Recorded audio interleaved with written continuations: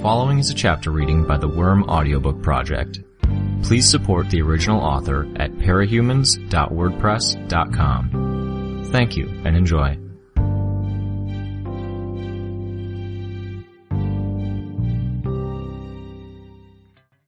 A howl tore through the air. It wasn't the howl one would expect from a dog. It was ragged, with a guttural undertone that hinted at the size of the one doing the howling. Before the howl had even finished, more took up the cry in answer. A second howl, and then a third. More joining in all at once, 7 or 8. Bentley raised his head and joined them, his tail wagging on his undersized hindquarters, almost prancing on the spot in his excitement. Water splashed around the paws as wide around as bike tires as he landed, spraying bitch. His enthusiasm was infectious. She bared her teeth in a wide grin, then whooped, adding her voice to the cacophony. She hopped up on his side, gripping the ridges of hard muscle and bony growths so she could throw one leg over his other shoulder. A spike of bone scratched her upper thigh beneath her skirt, but she didn't care. It was nothing. "Go, Bentley," she urged him. He surged forward like an arrow loosed from a bow. She could feel the heat of his body underneath her, the rippling movements of his muscles as he ran. She could smell him, like dog breath and the coppery tang of blood, that faint, sweet smell of meat on the verge of going bad. She could smell herself, her body odor. She hadn't washed in 2 days, but she liked her own smell. She liked that her belongings and her place all smelled like her. It wasn't that she wouldn't take care of herself. She would, just like she took care of her dogs. Just as she groomed each of them twice a week or more, she would tend to herself. But what did some scruff on her legs matter when she was treading down flooded streets or caked in mud up to her knees half of the time anyways? What did some body odor mean if she didn't even like the people who were around to be offended by it? Barker, Biter, and the others would be at the locations she had assigned them. She had given them the most menial tasks: grooming the dogs, feeding the dogs, picking up shit, checking on the dogs for sores, cuts, ear infections, and ticks like she showed them. She had a good number of dogs in her care now. Most of them had been taken from kennels that hadn't been in a state to help the animals since Leviathan attacked. She was eagerly anticipating the moment someone complained. Barker or Biter would be the ones to whine about the task first. They had powers. They had expected to be in charge, to be her lieutenants. The looks on their faces when she'd given them their tasks had made her day. Nothing like putting someone in their place. If they didn't complain by the time they were through checking and taking care of all of her dogs, maybe they would start when the next batch arrived from the shelters, and they were told they had to do all of those dogs on top of starting afresh with all the ones they had done before. The moment someone did complain, or if they let one tick, one rash, one ear infection slip, she could make an example of them. Humiliate them, scare them, insult them. If she did it well enough, they'd leave. If she did it really well, they would all leave. Then she could be alone for a while, alone with her dogs. Nobody would be able to nag her about the fact that she hadn't given the henchman thing a try. Fuck it. She already had all of the assistance she needed. The best, most loyal kind. Lucy appeared from a nearby street, making her excitement known with a noise that was half bark and half something else. She ran alongside Bentley. "Good girl," Bitch laughed. "Come on." Lucy responded by huffing out a noise that might have been a bark. Her footfalls splashed out of sync with Bentley's, and they were soon joined by others: Ink, Magic, Roxy, Buddy, Bruno, and Socks. None of the others were as large as Lucy and Bentley. This would be their first run, a taste of her power. She would give them a little more each time, keep an eye out for the ones who listened, give more training to those who needed to be kept in line by the bigger and more obedient dogs. But this was her territory, her space, finally a place where she could do what she wanted. Here she was free, and that meant she could be dirty.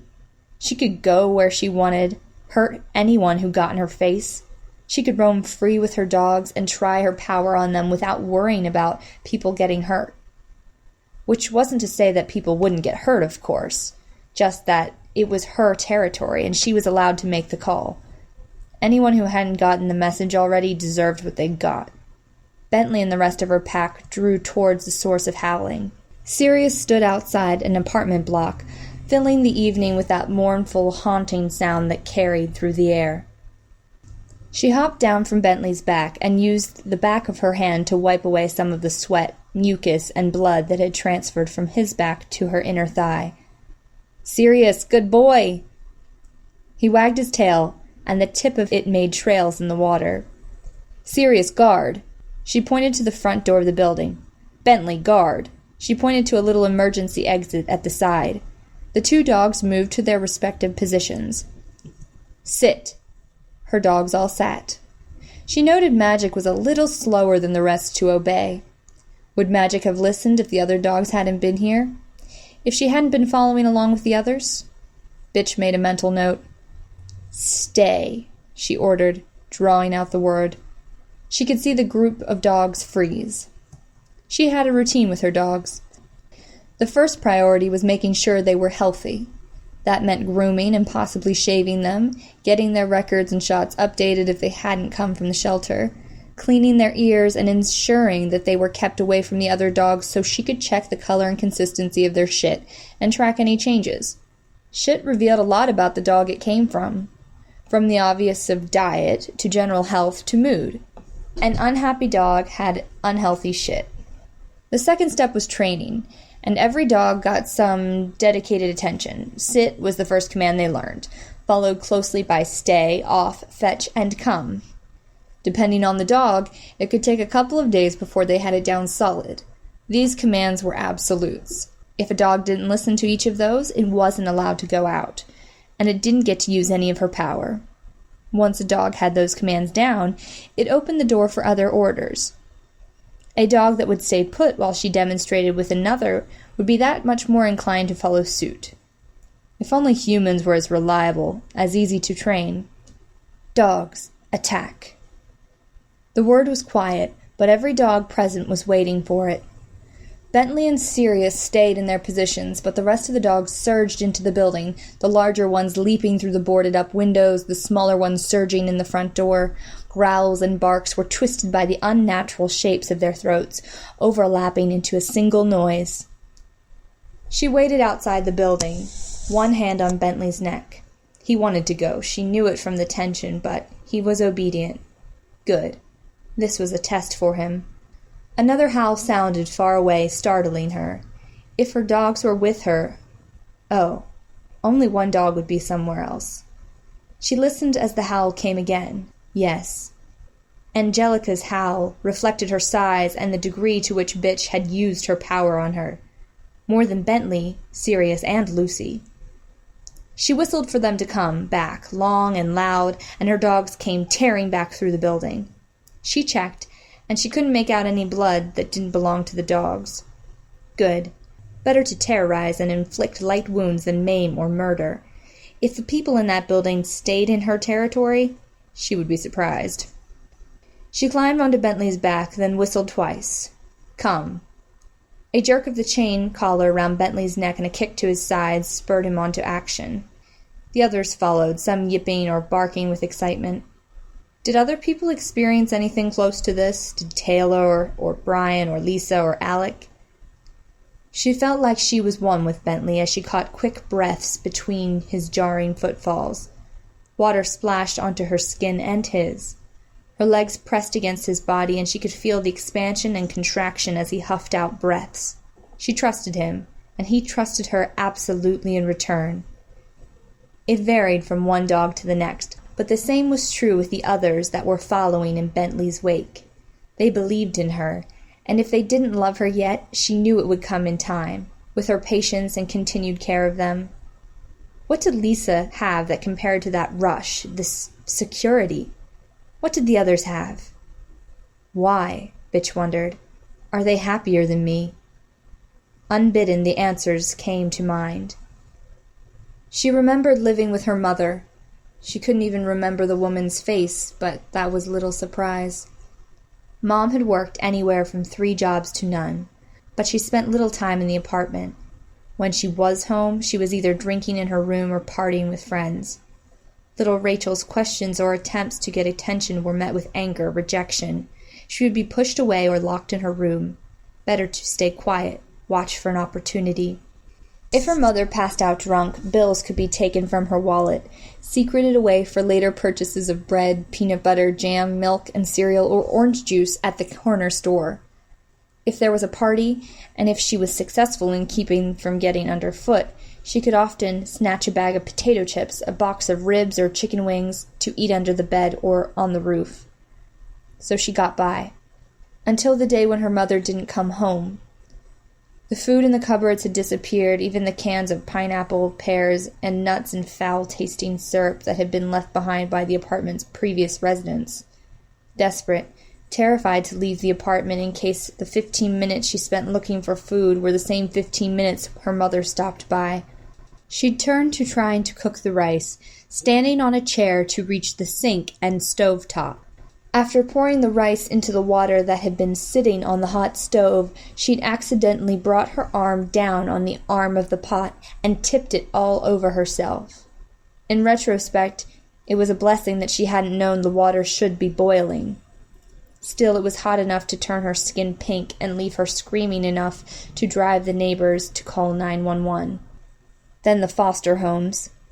Home 1, where the parents were kind but lacked patience to deal with a little girl who Child Protective Services had labeled a borderline feral child. Her foster sister there had been a mongoloid that stole things, breaking or ruining what she couldn't take for herself.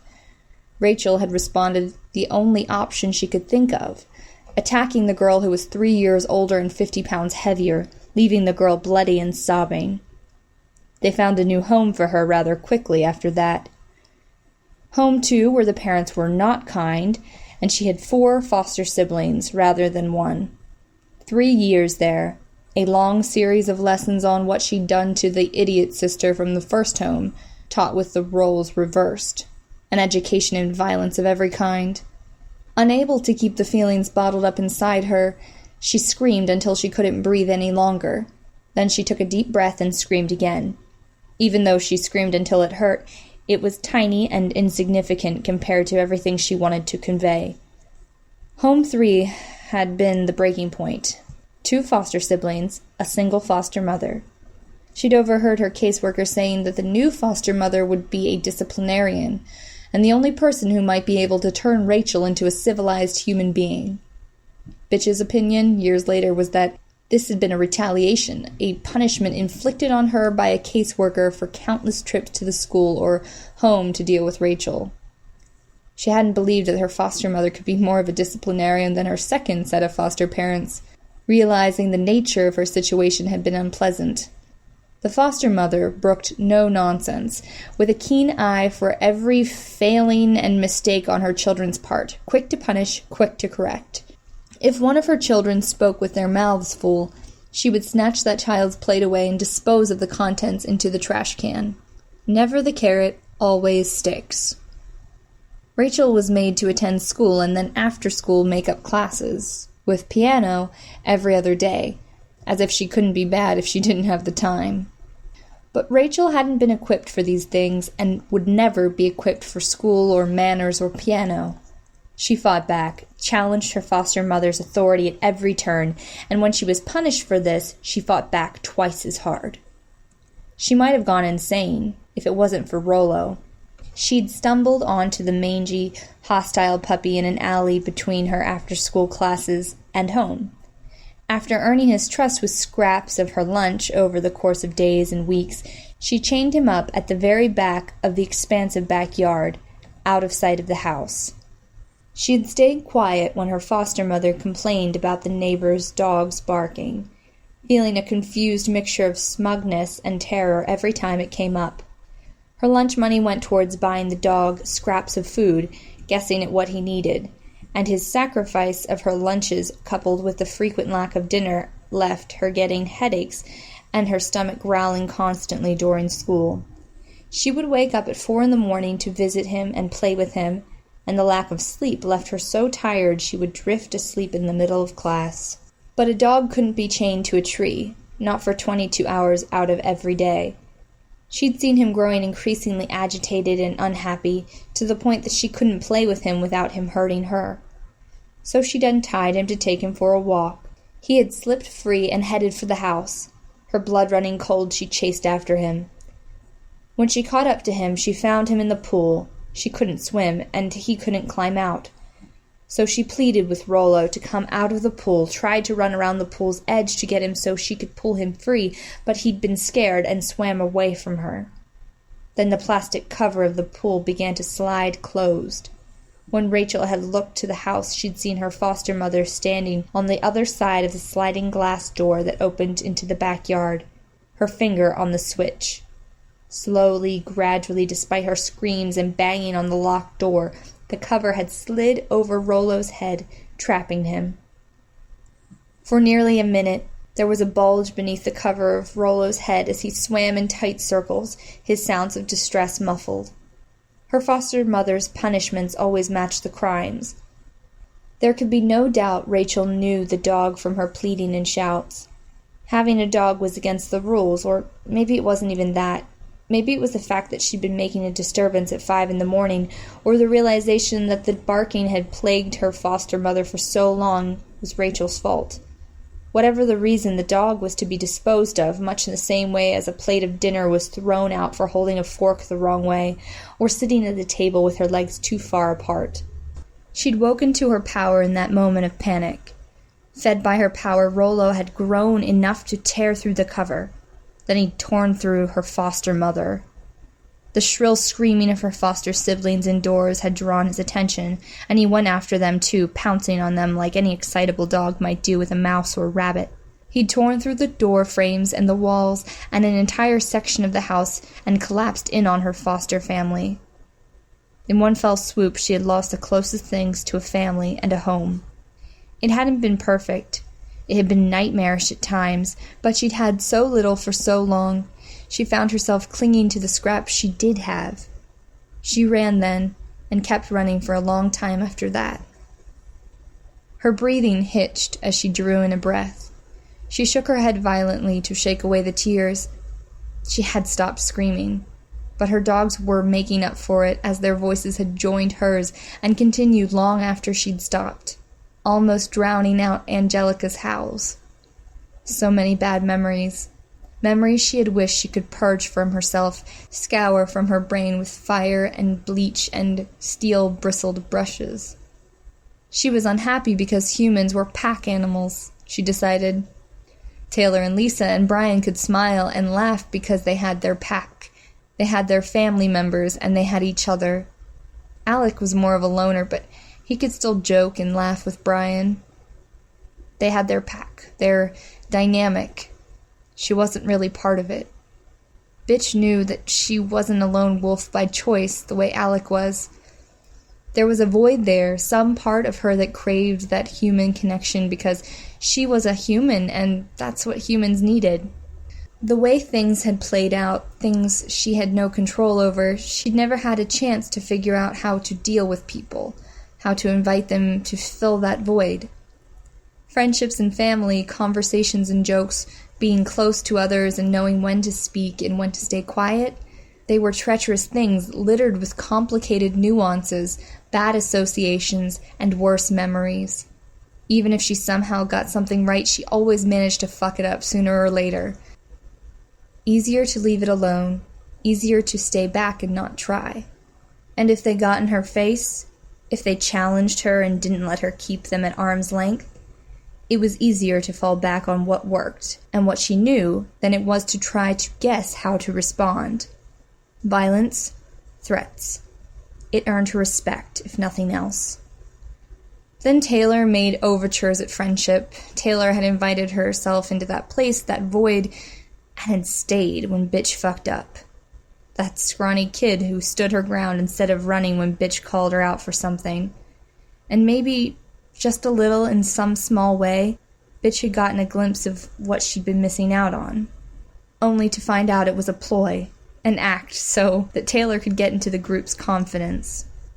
And now that the others had forgiven her so easily, she could see them fawning over the little traitor.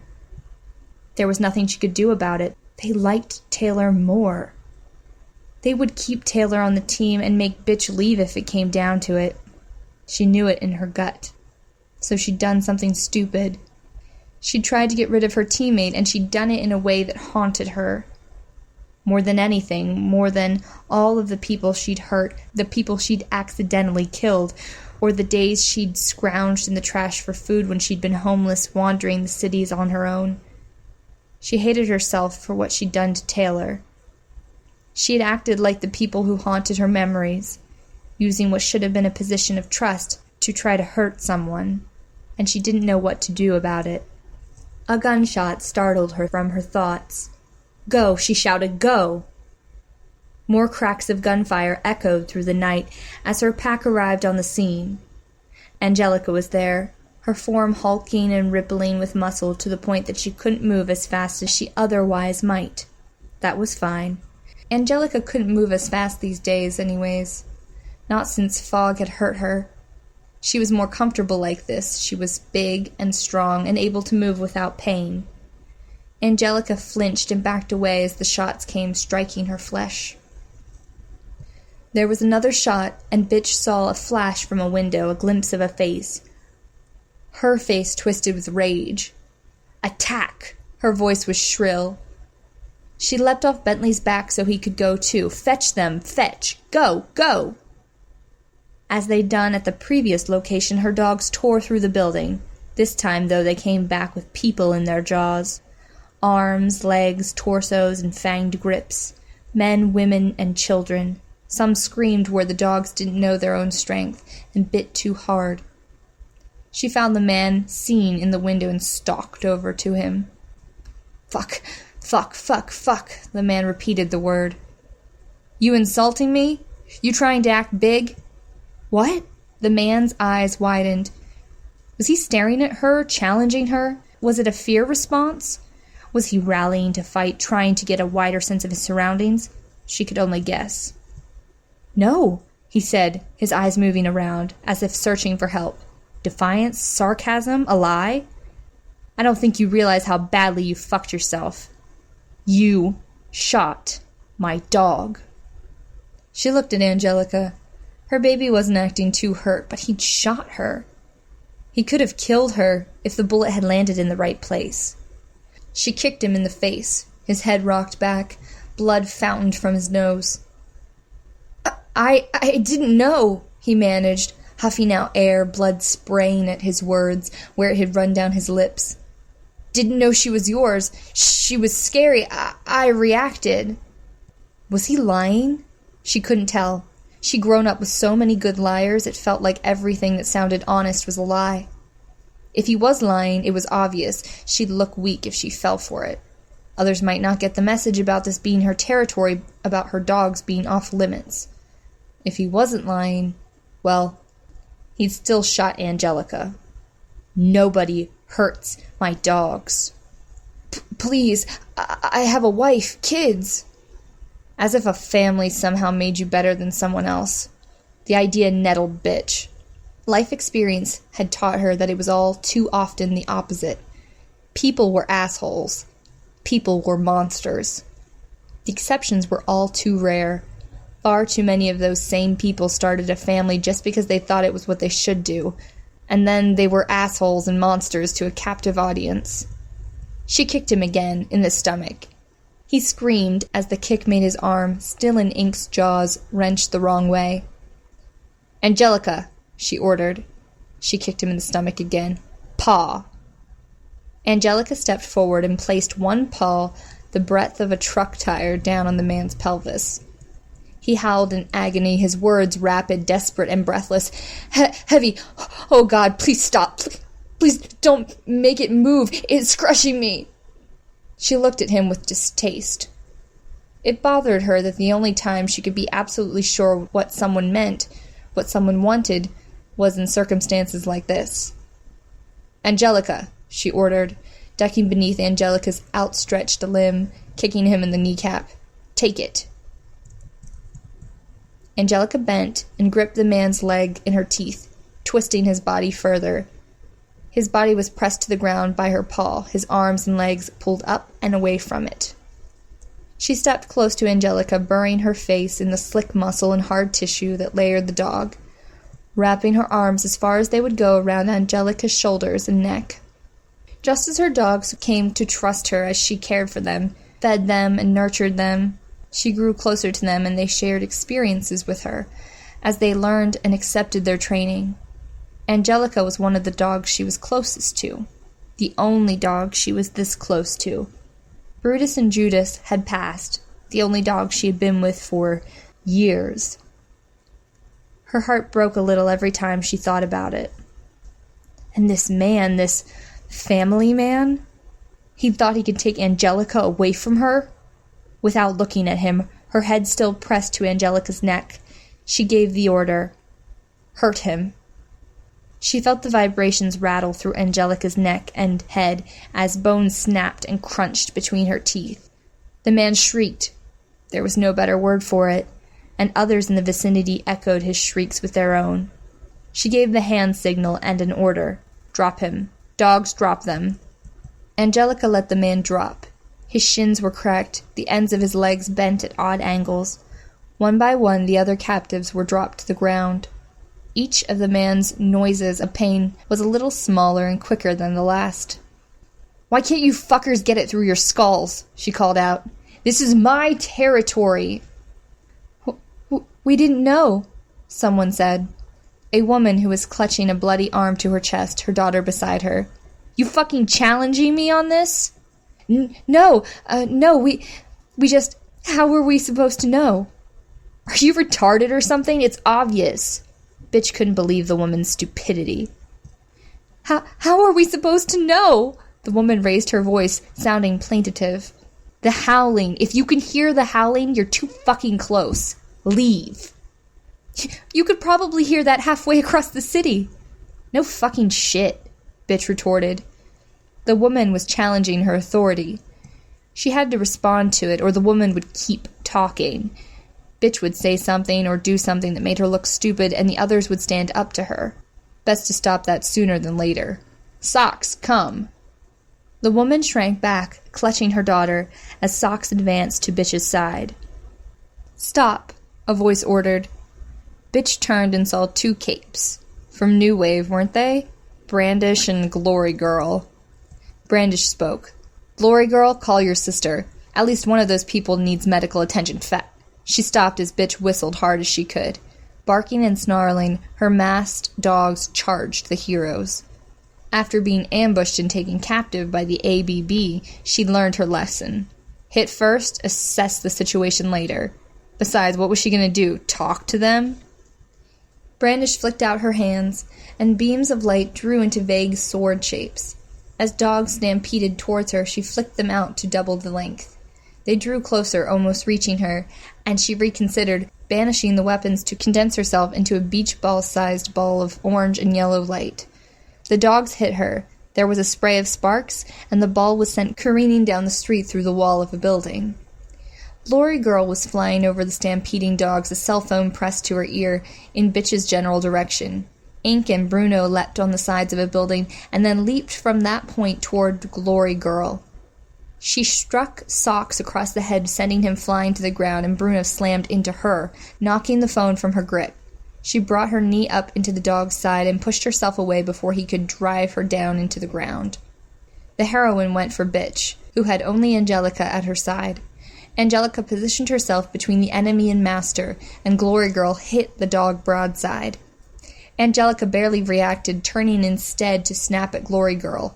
Her teeth rebounded off the heroine's outstretched arm, and Glory Girl darted backward to hover in the air.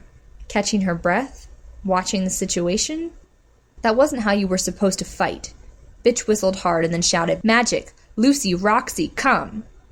As the three dogs barreled toward her, she used her power. She felt it extend outward like a vibration from deep inside of her. She felt that power shudder and reverberate, as if to let her know that she was making contact with them. She could see the effect. She could see them grow larger, see the bone and muscle swell and shift. Attack! In the moments, Glory Girl was contending with 4 dogs. Angelica advanced implacably, Bitch following at a walking pace. The other three were attacking from every direction, cutting off escape routes, leaping onto the side of a building, leaping down, running behind her, or flanking her from the sides. "Mom!" Glory Girl shouted, a note of panic in her voice. "Run!" Brandish called out her response.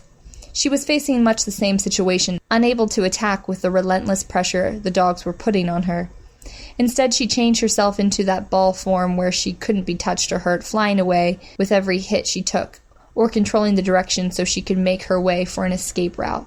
She managed to find enough pause to lash out at one dog and shout, "Get the wounded!" Glory Girl caught Roxy around the snout as the dog lunged for her, and threw her down at Lucy. She used the momentary reprieve this granted her to fly straight for the man who'd shot at Angelica, who lay in a heap on the ground. She stopped mid-flight. A woman stood over the man's mangled body, her long hair blowing slightly in the wind, which seemed wrong. With the light rain, her hair should have been wetter. Glory Girl looked over her shoulder to see the dogs, looked back at the injured man and the woman, and then flew straight up, disappearing into the gloom of the night sky. She'd left him behind. The barking and snarling ceased as the fight drew to a close. Each of the dogs returned, and Bitch noted a few injuries. A shattered plate of bone here, a gouge where Brandish's blades had made contact there. Surface damage. It was only the damage that penetrated deep, past the layers her power applied, which risked hurting the dogs or doing permanent damage. Nothing so serious. Bitch breathed a sigh of relief. She stalked forward, her dogs joining her to form a loose circle around the woman. The crazy bitch was naked from head to toe. Her skin and hair were painted in alternating stripes of white and black, like a zebra. No, paint would have washed off, and dye wouldn't have been so crisp around the edges. It was natural coloring. When the woman looked up at Bitch, her eyes were yellow and bright, reflecting the ambient light like the eyes of a dog or cat might. She smiled, and there wasn't a trace of tension in her body, as though she'd just woken up in a safe place. "Who the fuck are you?" The woman didn't reply. She'd crouched down beside the man, then shifted her position so she was sitting sideways, her legs stretched out beside her. Her fingertips traced the man's injuries, almost lovingly. "Answer me," Bitch ordered. The woman reached over and pressed her index finger and middle fingers to the man's eyes. Pressing down, she penetrated the orbs, sliding her fingers down until they were 2 knuckles deep. "Hey, fuck off!" The woman removed the fingers. Vitreous fluids and blood flowed from the open wounds in the man's eye sockets. The woman turned towards her. She didn't meet Bitch's eyes, instead looking down at Bitch's feet.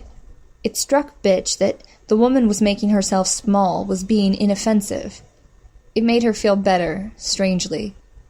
Slightly calmer, her words measured, she called out, "I'm going to ask you again. Who the fuck are you?" "Siberian," the woman spoke, her voice barely above a whisper, barely audible. "What the hell are you doing here? This is my territory." "I'll leave soon. I just wanted to talk." Again, the whisper. Talking, always talking. "No, not interested. Go." Siberian looked down at the man, who was still writhing and twitching, making small noises of pain. "Go!" she shouted. The woman didn't budge. Bitch glanced at her dogs to see who was the biggest, the least injured. Lucy. "Lucy, attack!" Lucy pounced on Siberian. Bitch saw Siberian stretch out her arm, saw Lucy's jaws clamp down on the limb. There was no reaction. Lucy tugged, the full force of her body behind the movement, and the woman didn't move a hair. With great care, Siberian stood. She looked at Lucy, her bright eyes roving over the dog's face and the length of the dog's body. "Beautiful," she whispered. She pressed her lips against Lucy's nose in a kiss, as if uncaring that the dog had seized her arm between jaws that could crush a motorcycle. Lucy snorted in response. Then she looked at Bitch. This time, she made eye contact, and despite her whisper, there was no nonsense in her tone. "Your dog lets go of me now, or she gets hurt." The confidence in the tone, the authority, the fact that the woman's eyes didn't waver the slightest, they made it abundantly clear to Bitch that the woman was telling the truth. She was certain enough about it that it was worth weakening her position here. "Lucy, off. Come." Lucy let go and backed off, moving to Bitch's side. "They're beautiful," Siberian whispered, not looking at the dogs. Bitch nodded mutely in response. Siberian approached her, walking with a great deal of care. There was a grace in her movement as she walked on her tiptoes, each foot carefully placed a measured distance in front of the other. Her eyes shone through the curtain of her white and black hair. Bitch felt a moment's trepidation. "What?" She regretted opening her mouth the instant she did, but it was already too late. "Do you want?" "You. I don't understand." She tried to inject some more confidence into her answer. "They told me I should pick someone they can test. I read about you, I heard about you. I want you on our team." "Team?" She hated the short answers that were coming out of her mouth, the way that they were uncertain and put her on weaker footing. The woman's response carried over the flooded street, through the growls that slowly ratcheted up from the dogs as the stranger approached their owner. "The 9. We have only 8, not enough. So some of us are picking people, then we test them. I picked you, and I like what I've seen. I've been watching you for weeks now." She smiled again. Has to be a lie, Bitch thought. Her dogs would have noticed someone following her, wouldn't have they? The woman was only a few paces away. The question was, should Bitch retreat and put herself in an even weaker position, or did she stand her ground? She stood her ground. The woman stepped closer within arm's reach, and then another 2 paces until her chest was pressed against Bitch's body. She met the woman's gaze unflinching, until Siberian wrapped her arms around her, holding her close, resting her chin on Bitch's shoulder. "Aren't you tired of pretending?" the woman whispered in her ear. "What?" Bitch tried to pull away, so she could ask the woman the question to her face, but the limbs were unmoving, more resisting than steel bars would have been. "Acting like one of them.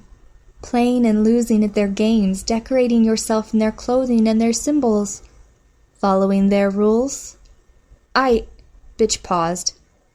"I don't know what you're talking about." The pause was telling. She knew it was telling. The woman understood her. She knew. The woman understood her. The thought clicked. The way the woman moved, her body language, everything. She was making sense to Bitch in a way that so few people did. The idea left Bitch shaken. How? Why? Was it some power? From the start, she'd known what the woman wanted to express as easily as she did with her dogs. "You're an animal, Bitch." The woman gave special treatment to that last word. Bitch stiffened. The woman pulled away, one hand remaining to caress the side of Bitch's face. Her eyes lowered again, Bitch noted. She was smiling lightly, her lips pressed together, teeth hidden, playful, gentle. Bitch let herself relax. It hadn't been meant as an insult. The body contact was intrusive, but she could grit her teeth and bear it, at least until she figured out who this person was and how she could fight back. "We're all animals," Siberian murmured. She walked over to Bentley, and Bitch hurried to give the dog a hand gesture for stay and then off, before the woman moved to touch him. "Some more than others. You and I more than others." "Philosophy shit?" Siberian smiled, her hands tracing Bentley's snout, the exposed muscles and horns. "Philosophy shit. Yes, touché. An idea given meaning because people think it should have meaning. But it's just words, isn't it?" "Sure." "Join me. Stop pretending to be like them. You know you're bad at it." "I'm fine where I am." The woman smiled, her eyes lowered. She clasped her hands together and pressed them to her chin, squishing her breasts up against her chest. She turned, taking in the neighborhood, assessing Bitch's territory. Maybe for now. You have freedom to run, to do as you like. It's nice, but you're going to chafe at it sooner or later. You're going to realize that you're still in a cage they made. You're still following their rules, in the end. Bitch looked around the empty, flooded streets as Siberian was doing. She didn't answer. Maybe you can be happy like this. A dog, collar around your neck, a fenced-in territory. You'll never really understand what they're all talking about. The best you can hope for is a pat on the head when you're good, when you do as you should. Maybe some companionship whenever you're a good girl. Maybe that's what you want. As opposed to what?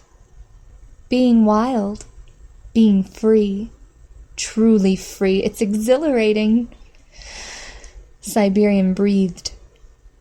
Bitch frowned. Words that sounded nice, but that's all they were. Just words. I'm going to give you 2 presents, bitch, Siberian whispered. One will be waiting for you when you go back to your, what do you call it? Bitch didn't answer. Let's call it your den. I like that. Siberian closed the distance to Bitch with a surprising speed, her steps less controlled, carrying her long distances forward as she zigzagged over the flooded street. Before Bitch could react, or before the dogs could step in, she was next to Bitch, stopping. Siberian put her hand on her collarbone. Bitch was lifted up into the air and pushed down into the water, soaked, landing hard enough that the air was forced out of her lungs. As she struggled to breathe, Siberian whispered, The second gift is special. A treasure for a kindred spirit. Bitch coughed, struggled, but couldn't move the hand. As of this moment, you are the only one to hear me speak and live afterwards. She kissed Bitch on the forehead, like a mother would a child. Bitch tried to twist away, and only succeeded in getting water in her eyes and nose. She sputtered as she struggled to draw air into her empty lungs. When she could see again, Siberian was gone. Her dogs were looking up at a nearby rooftop. Shaken, she gestured for Bentley to come to her, and climbed onto his shoulders. Coughing, snorting water from her nostrils, she gave the order, Home. Her thoughts were chaotic as she rode Bentley down the streets, a dull roar of too many things all at once, all too important to be ignored. At the same time, she didn't want to think about them, didn't want to put those pieces together, because she wasn't sure she liked where they would lead. The gift Siberian left her. Some of her henchmen were at her den. More importantly, some of her dogs were there. Every minute the trip took left her more worried. She hopped off Bentley as they arrived at the building, shoving the doors open. Blood. Trails leading to Barker and Biter, who were on the ground, unconscious, still breathing. One of the girls, the one with veterinary training that Coyle had sent to her, was sitting in one corner nursing an arm that dangled at the wrong angle from the elbow, sobbing. This was recent. Siberian had done this in the time it took Bitch to get here. More blood. One of the boys, a dog groomer with years of experience, lying beside the kitchen counter, his shirt wadded up and pressed to his face. Around the shirt she could see 4 parallel tracks where Siberian's fingernails had left gouges running across his face. None of the dogs were hurt. She had to double-check them to see. Most were cowering in the corners. She had retreated up the stairs. The blood had a pattern to it, as though Siberian had painted a picture with the spray. A line drawing from each of the injured to the center of the room, where a box sat, faintly dusted with flecks of blood. She was nervous as she opened it, but she couldn't not. A furry bundle tried to escape, and she stopped it. It bit for her fingers. She pulled her hand back, gripped it by the throat, and forced it to the ground, making her dominance clear. A husky puppy? No. The physical makeup was wrong, the smaller ears, longer limbs, and markings around the jowls and muzzle. A wolf pup. Where had Siberian found this? There was a card at the bottom of the box, stained with urine. Bitch picked it up with the very tip of her finger and thumb.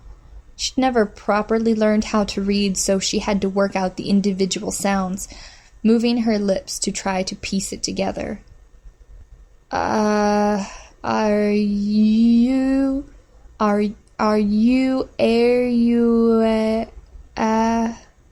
That letter she didn't recognize. She didn't recognize it. After it was a... Oh, woof. She gave up. She could guess anyways. Are you a wolf or a dog? The rule was to call Coyle at a time like this, to let him know what had happened. She found her phone in one of her jacket pockets, and she fumbled with the keypad to find her contacts. Her finger hovered over the button. What was she holding on to? Who was she protecting? Her friends? Were they really her friends? It wasn't that she wanted to betray them.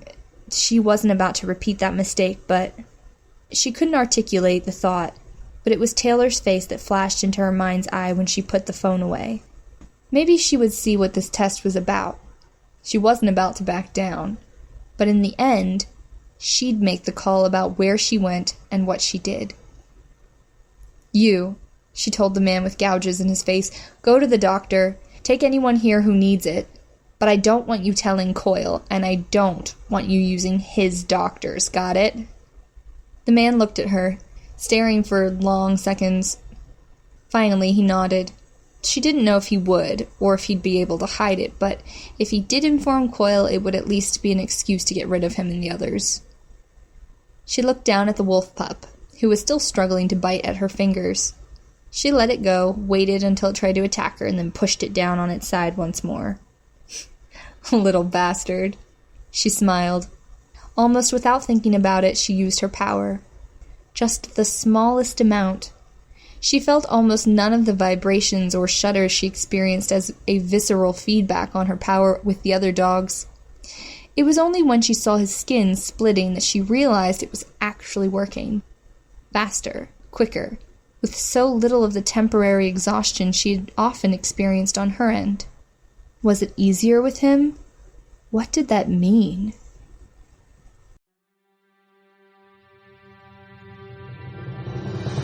Hi, this is Kaylin Peachey. You just finished listening to a chapter from Arc 11 Interlude A from the web serial Worm by J.C. McCrae. This production is brought to you by the Worm Audiobook Project. If you would like to know more about us or to volunteer your own services, please check us out at audioworm.rein-online.org. You can download or listen to every chapter directly from our site, or you can find us on iTunes or any podcast app under Worm Audiobook. Thank you for listening.